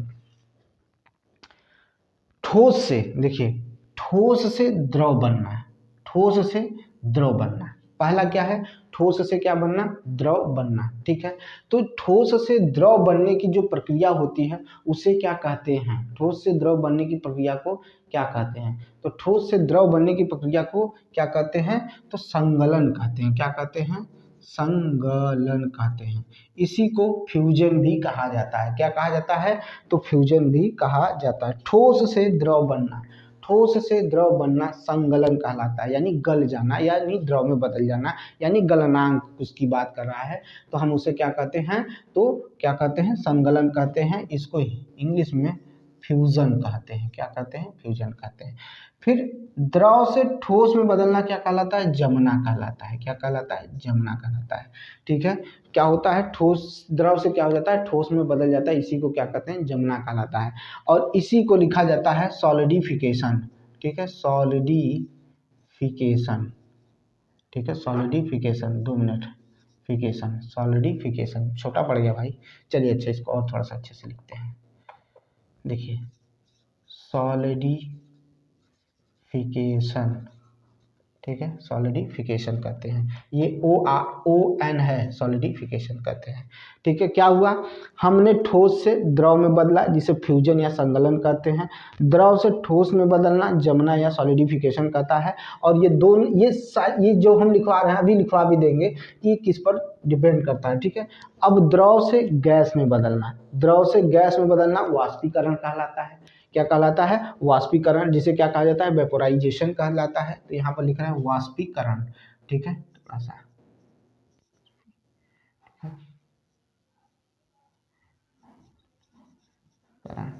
मात्रा में गलती होगी तो भाई क्षमा करिएगा, ठीक है। और इसी को क्या कहा जाता है, वेपोराइजेशन कहा जाता है।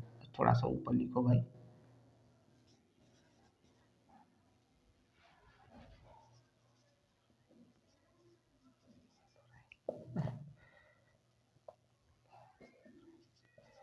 उल्टा लिखना पड़ रहा है ना, वेपोराइजेशन कहते हैं। क्या कहते हैं? वेपोराइजेशन कहते हैं। वाष्पीकरण यानी वेपोराइजेशन कहते हैं। क्या कहते हैं? वेपोराइजेशन कहते हैं या वाष्पीकरण कहते हैं। क्या कहते हैं? वाष्पीकरण कहते हैं। अब क्या है? गैस से क्या होता है? गैस से द्रव में बदलना क्या कहलाता है? संघनन कहलाता है। संघनन कहलाता है। ठीक है, क्या कहलाता है? संघनन। गैस से सीधे द्रव में बदलना क्या कहलाता है? संघनन कहलाता है। इसको कंडेंसेशन कहते हैं। क्या कहते हैं? तो कंडेंसेशन कहते हैं। कंडेंसेशन कहते हैं। ठीक है, कंडेंसेशन कहते हैं। अब गैस से सीधे ठोस में बदलना, गैस से सीधे ठोस में बदलना क्या कहलाता है? तो निक्षेपण कहलाता है। क्या कहलाता है? निक्षेपण कहलाता है। ठीक है, ये भाई उल्टा लिख दिए क्या जी? 2 मिनट देख लें चित्र। हो फिगर कुछ और बना कुछ और रहे हैं। ठीक है, रुक जाइए। क्या हो रहा है? द्रव से गैस में बदलना है, ये वाष्पीकरण। ठीक है, और ये हो गया संघनन हो गया। ठीक है, गैस से सीधे किस में बदलना? द्रव में बदलना। गैस से सीधे क्या करना? द्रव में बदलना। ठीक है, गैस से सीधे द्रव में बदलना क्या कहलाता है? तो संघनन कहलाता है। ठीक है, क्या कहलाता है? संघनन कहलाता है। और वाष्पीकरण क्या होता है? तो द्रव से सीधे गैस में बदलना क्या कहलाता है? वाष्पीकरण कहलाता है। अब यहाँ पर क्या देखने को मिलेगा? ये एरो देखे तब हमें दिमाग में, ये तो सही है, ये एकदम सही है। ठीक है, ये एकदम सही है, याद रखिएगा। ठीक है, संगलन। ठीक है, उसके बाद जमना, ये सही है, ये गड़बड़ था। इसको कहते हैं निक्षेपण। क्या कहते हैं? निक्षेपण कहते हैं। निक्षेपण कब देखने को मिलता है? जब हम गैस से किस में बदलते हैं? ठोस में बदलते हैं। गैस से ठोस में बदलते हैं तब। इसी को कहते हैं डिपोराइजेशन कहते हैं, डिपोजिशन कहते हैं। क्या कहते हैं? डिपोजिशन कहते हैं। डिपोजिशन कहते हैं। ठीक है, DEPOSITION, डिपोजिशन कहते हैं। और उसके बाद क्या होता है? ऊर्ध्वपातन होता है। क्या होता है? ऊर्ध्वपातन, जो ठोस से द्रव में न बदलकर सीधे किस में बदल जाता है? गैस में बदल जाता है। यार आज लाइट बहुत कट रही है। ऊर्ध्वपातन। ठीक है, ऊर्ध्वपातन जिसे सब्लिमेशन भी कहा जाता है, यहाँ लिख देता हूँ। ठीक है, सब्लिमेशन। ठीक है, सब्लिमेशन कहते हैं। ठीक है, 2 मिनट लाइट आ जाने दीजिए। चलिए भाई देख लीजिए, ये चीज़ समझ में आ गया होगा। फिर से समझिएगा, जब हम ठोस से द्रव में बदलते हैं, जब हम ठोस से द्रव में बदलते हैं तो हम फ्यूजन करते हैं या संगलन करते हैं। और उसी द्रव को जब हम ठोस में बदलते हैं, ठोस में बदलने की कोशिश करते हैं तो वो जमना कहलाता है। जैसे बर्फ का बनना, पानी से बर्फ का बनना, और यहाँ ठोस से यानी बर्फ से पानी बनना, यानी ठोस से क्या होना? द्रव में होना, फ्यूजन या संगलन। या द्रव से ठोस में बदलना यानी पानी का बर्फ बनना, जमना कहलाता है, जिसे सॉलिडिफिकेशन कहते हैं। यहाँ आइए, यहाँ पर द्रव से जब गैस में बदलने लगता है तो इसे वेपोराइजेशन कहते हैं। एक ये और एक ये, इन दोनों को समझने की कोशिश करिएगा। जबकि गैस से जब द्रव में बदलता है तो उसे संघनन कहते हैं। ठीक है, उसे क्या कहते हैं? संघनन कहते हैं। यहाँ पर देखिए, यहाँ पर गैस से सीधे ठोस में बदलना है, गैस से सीधे ठोस में बदलना। जब ऐसी प्रवृत्ति देखने को मिलेगी तो इसे डिपोजिशन यानी निक्षेपण कहते हैं। और सॉलिड से गैस की तरफ बदलना यानी सब्लिमेशन कहलाता है, यानी ऊर्ध्वपातन कहलाता है। ये याद रखिएगा। अब आगे देखते हैं वाष्पीकरण के प्रभावित करने वाले कारक, या वाष्पीकरण पहले देख लिया जाए तब उसका प्रभावित करने वाले कारक देखेंगे।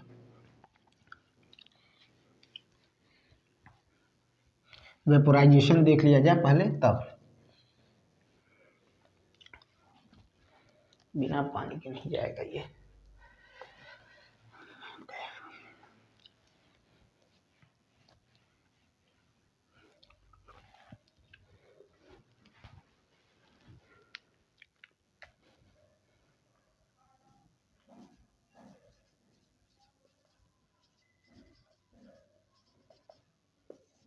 समझिएगा, वेपोराइजेशन यानी वाष्पीकरण। ठीक है, वेपोराइजेशन यानी वाष्पीकरण हम पढ़ने चल रहे हैं। समझिएगा चीज़ों को, क्या होता है। ठीक है, देखिए, किसी भी पदार्थ के कण निरंतर क्या रहते हैं? गति में रहते हैं। द्रव के तो हमेशा गति में रहते हैं। द्रव के क्या है? हमेशा गति में रहते हैं। अगर इनको और ताप दिया जाए, यानी द्रव को ताप देना शुरू करें, ठीक है, यानी उसको गर्म करना शुरू कर दें द्रव को, ठीक है, तो क्या होता है? आपको देखने को मिलेगा, क्या देखने को मिलेगा? तो जो द्रव के जो कण होते हैं वो जो निरंतर गति कर रहे हैं फिर भी एक आकर्षण बल से बंधे हुए हैं, लेकिन जब इनको ताप देना शुरू करते हैं तो ये जो ऊष्मीय ऊर्जा होती है इनके आकर्षण बल से अधिक हो जाती है, और जब ऐसी स्थिति आती है तो ये आकर्षण बल टूट जाता है। क्या हो जाता है, उष्मा के कारण आकर्षण बल टूट जाता है और ये मुक्त हो जाते हैं, और जब मुक्त होते हैं तो स्वतंत्र रूप से क्या करने लगते हैं, रैंडमली मूवमेंट शुरू कर देते हैं। और जब ऐसी स्थिति आ जाती है इसी को क्या कहा जाता है, वेपोराइजेशन कहा जाता है, यानी द्रव का गैस में बदलना ही क्या कहलाता है, वेपोराइजेशन कहलाता है। और इसके लिए एक निश्चित क्या होना चाहिए, तापमान होना चाहिए, निश्चित न्यूनतम तापमान होना चाहिए। जैसे अगर हम किसी भी अगर पानी को गर्म कर रहे हैं स्टोव पर या चूल्हे पर, तो उसका तापमान कितना, 100 डिग्री सेंटीग्रेड, तो ये उबलना शुरू होता है और वहाँ पर क्या होता है, इसके आकर्षण बल कमजोर हो जाते हैं और ये मुक्त होकर उड़ना शुरू कर देता है। भाई इसमें तो कुछ है ही नहीं, इसमें तो कुछ है नहीं कि इसको बहुत ज़्यादा बताया जाए डिटेल से, ठीक है। अब क्या कर रहा है कि वाष्पीकरण को प्रभावित करने वाले कारक कौन कौन से हैं, वाष्पीकरण को प्रभावित करने वाले कारक कौन कौन से हैं, ठीक है, वो कह रहा है, ठीक है। तो समझते हैं वाष्पीकरण को प्रभावित करने वाले कारक। देखिए, अगर आर्द्रता की कमी, किसकी बात कर रहे हैं, तो आर्द्रता की कमी, अगर आर्द्रता की कमी देखने को मिले, ठीक है, आर्द्रता की कमी, आर्द्रता की कमी, तो क्या होगा, आर्द्रता की कमी, ध्यान से सुनिएगा, आर्द्रता की कमी में क्या कह रहा हूँ, कह रहा है कि विद्यमान जल वाष्प की मात्रा को आर्द्रता कहते हैं। अगर वायु में, ठीक है, वायु में वायु में विद्यमान, ठीक है, विद्यमान जल वाष्प, विद्यमान जल वाष्प, ठीक है, वायु में विद्यमान जल वाष्प, ठीक है, जल वाष्प में क्या आ जाए, कमी आ जाए, क्या आ जाए, कमी आ जाए, ठीक है, कमी आ जाए, ठीक है, विद्यमान जलवायु में, अरे सॉरी, विद्यमान जल वाष्प की मात्रा में कमी आ जाए, किसके, वायु में, तो क्या हो जाता है, कमी आने पर, ठीक है, कमी आ जाए, ठीक है, या कहा जाता है, ध्यान से समझिएगा, कि जो वायु है, ठीक है, इसमें आर्द्रता की कमी किसकी वजह से, तो किसमें, वायु में, ठीक है, वायु में क्या हो जाए, जलवाष्प की कमी आ जाए, या कहा जा सकता है कि इसकी मात्रा में क्या देखने को मिले, कमी देखने को मिले। जब ऐसी चीज़ें होती हैं, देखने को मिलता है, तो क्या देखने को मिलता है भाई, तो समझिएगा, तो किसी निश्चित तापमान पर हमारे, ठीक है, आसपास की वायु क्या हो जाती है, एक निश्चित ताप में ही, निश्चित मात्रा में ही क्या करेगी, जल वाष्प को लेती है या जल वाष्प को ग्रहण करने की कोशिश करती है निश्चित तापमान पर, ठीक है। और जब ऐसी स्थिति देखने को मिलती है, तो जब जल वायु के कणों को पहले से, मतलब जैसे अगर इसमें अगर हम बात करें, तो जब कमी आती तभी तो वो क्या करेगा, इसमें से जो निकलने वाला जो जल वाष्प है, ठीक है, वो क्या होगा, इसमें संलग्नित होगा या इसमें आएगा, मौजूद होगा, कमी आने पर जब ये भरेगा। लेकिन पहले से अगर भरा हुआ है, पहले से ही उसमें जलवाष्प की अधिकता है, वायुमंडल में या वायु में जलवाष्प की पहले से ही अधिकता है, तब वो लेना बंद कर देगा, तब वो लेना बंद कर देगा। यहाँ पर क्या हो जाता है, वाष्पीकरण की जो दर होती है वो घट जाती है। देखिए, आपको समझ में नहीं आएगा फिर भी समझा रहे हैं, आर्द्रता की कमी, ध्यान से सुनिएगा, आर्द्रता की कमी को ध्यान से सुनिएगा तब समझ में आएगा। वायु में विद्यमान जल वाष्प की मात्रा जो होती है वो आर्द्रता कहलाती है, ठीक है। यानी फिर से सुनिएगा, वायु में विद्यमान जल वाष्प की मात्रा ही क्या कहलाती है, मात्रा ही क्या कहलाती है, आर्द्रता कहलाती है, आर्द्रता कहलाती है, आर्द्रता कहलाती है, आर्द्रता कहलाती है, ठीक है, आर्द्रता कहलाती, इतना याद रखिएगा। अब क्या हो रहा है, जब इस प्रक्रिया में देखा जाए तो निश्चित तापमान पर आसपास की जो वायु होती है उसमें एक निश्चित जलवाष्प होते हैं। जब वायु में जो जलवाष्प हैं या उनकी मात्रा जो है अगर पहले से ही अधिक है, उस पहले से ही अधिक है, तो वहाँ पर और जल वाष्प को ग्रहण नहीं करेगी, यानी यहाँ पर वाष्पीकरण का दर जो होगा वो घटने लगेगा, वाष्पीकरण का दर घटने लगेगा। मेन चीज़ क्या याद रखना है कि पहले से जल वाष्प अगर उसमें अधिक है, किसमें, वायु में, तो जल वाष्प का जो वाष्पीकरण क्रिया होगी उसका दर घट जाएगा, वो जल वाष्प को और ग्रहण करेगी ही नहीं, तो वहाँ पर वाष्पीकरण का दर घट जाएगा। देखिए, ये कहने का मतलब था, याद रखिएगा, ठीक है, ये याद रखिएगा।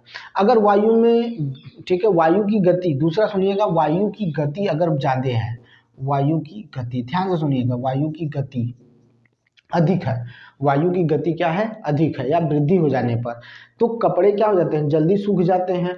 वायु तेज जलवाष्प में जलवाष्प के जो कण होते हैं वायु में उड़ना शुरू हो जाते हैं और आसपास की जो जलवाष्प की मात्रा क्या हो जाती है, घट जाती है। भाई हमने कपड़ा डाल रखा है, ठीक है, कपड़ा डाल रखा है, अब ये सूख रहा है, ठीक है, ये कपड़ा है डायरेक्ट पर सूख रहा है, ठीक है, डंडी पर।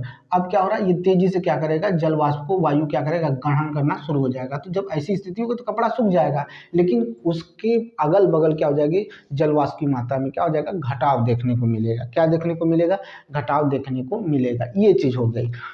यहाँ से क्वेश्चन बन भी सकता है, नहीं भी बन सकता, लेकिन क्वेश्चन कहाँ से बनेगा, अब सुनिएगा ध्यान से, अब ध्यान से सुनिएगा, अब समझ में आएगा कि क्वेश्चन कहाँ से बनेगा। अब आपको क्या पढ़ना है उसके बारे में सुनिए, वहां से क्वेश्चन देखिएगा क्या होता है। वाष्पीकरण के कारण शीतलता, ठीक है, वाष्पीकरण के कारण शीतलता देखिए क्या होता है, ठीक है, ध्यान से सुनिएगा।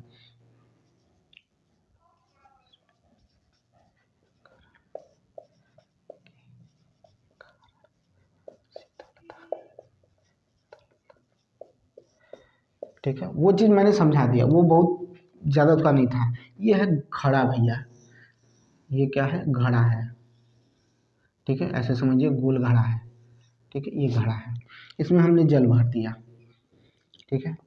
जल भरने पर इसमें भी वाष्पीकरण होना शुरू होता है। कैसे होता है, क्योंकि इस मिट्टी के घड़े में क्या होते हैं, छोटे छोटे छिद्र होते हैं, और ये छोटे छोटे छिद्र क्या करते हैं, छोटे छोटे बूंदों के रूप में जल को बाहर निकालते हैं और उसका वाष्पीकरण करना शुरू करते हैं। तो ये क्या करते हैं, जल के अंदर जो उष्मीय ऊर्जा होती है उसको लेकर बाहर निकलना शुरू कर देते हैं। क्योंकि भाई वाष्पीकरण कैसे होता है, जब उसमें जो ऊर्जा होती है, वो उष्मीय ऊर्जा होती है, वो क्या करते हैं, जब वो ग्रहण कर लेते हैं, यानी उसके अंदर से जो गर्मी होती है उसको लेकर, यानी उष्मीय ऊर्जा को लेकर बाहर निकल जाते हैं। तो जल, जो घड़े में बचा हुआ जल क्या है, वो ठंडा जल है, ठीक है, वो ठंडा जल है। उसी तरह से हमारा जो शरीर है, ध्यान से सुनिएगा, हमारे शरीर में पसीना होता है, और जब पसीना होता है तो अचानक से आप जाइए पंखे के सामने बैठ जाइए, तो उससे क्या होगा, आपको ठंडा महसूस होगा। क्यों, क्योंकि जो गर्मी के कारण जो उष्मीय ऊर्जा हमारे अंदर है, वो पसीना उस उष्मीय ऊर्जा को क्या कर लेता है, अवशोषित कर लेता है, अवशोषित करके वो बाहर उस ऊर्जा को निकाल देता है, उस उष्मीय ऊर्जा को बाहर निकाल देता है, जिससे हमारे शरीर का तापमान घट जाता है। तापमान घटता है यानी मतलब इतना नहीं घटता कि शरीर का जो निश्चित तापमान है उससे कम नहीं होता है, तो घट जाता है, जिससे हमें क्या होता है, ठंडा महसूस होता है। क्या होता है, ठंडा महसूस होता है। यही वाष्पीकरण का एक प्रभाव है, ठीक है। और गर्मियों में इसी कारण हम क्या करते हैं, सूती कपड़े पहनते हैं, सूती कपड़े पहनते हैं, ठीक है। गर्मियों में हम क्या पहनते हैं, तो हमारे लिए क्या होता है, वो शीतलता का काम करता है, ठीक है, शीतलता का काम करता है, क्योंकि वो क्या करता है, उस पसीने को सोखने का, और जब पसीना सोखता है तो क्या होता है, उसमें जो उष्मीय ऊर्जा आ जाती है कपड़े में, लेकिन कपड़ा क्या होता है, कपड़ा सूती है और फैलता भी है, तो वहाँ से क्या हो जाता है, बड़ी तेजी से क्या होता है, वाष्पीकरण शुरू हो जाता है। और जब चूंकि कण क्या है, जो कण होते हैं, पार्टिकल, वो क्या करना, टूटना शुरू होते हैं, किसकी वजह से, उष्मीय ऊर्जा की वजह से, उनके आकर्षण बल क्या हो जाते हैं, खत्म हो जाता है, और वाष्पन शुरू हो जाता है। जब वाष्पन होगा ना, वाष्पीकरण होगा, तो जहाँ पर वाष्पीकरण हो रहा है वहाँ का क्षेत्र धीरे आपको क्या महसूस होगा, ठंडा महसूस होगा। क्यों, क्योंकि वो गर्मी को साथ लेकर निकल जाता है। ये पूरी प्रक्रिया होती है। यहाँ पर हमारा ये चैप्टर क्या होता है, खत्म होता है। ये एनसीईआरटी का है। लेकिन अब क्वेश्चन किस लेवल के आते हैं, कल के इसके दूसरे वीडियो में क्वेश्चन भी देखेंगे, थ्योरी भी देखेंगे, सारी चीज़ देखेंगे। तो आपको जहाँ तक मैंने पढ़ाया अगर अच्छा लगता है तो लाइक करिए, शेयर करिए, सब्सक्राइब करिए मेरा चैनल। मिलते हैं नेक्स्ट वीडियो में। बहुत बहुत धन्यवाद।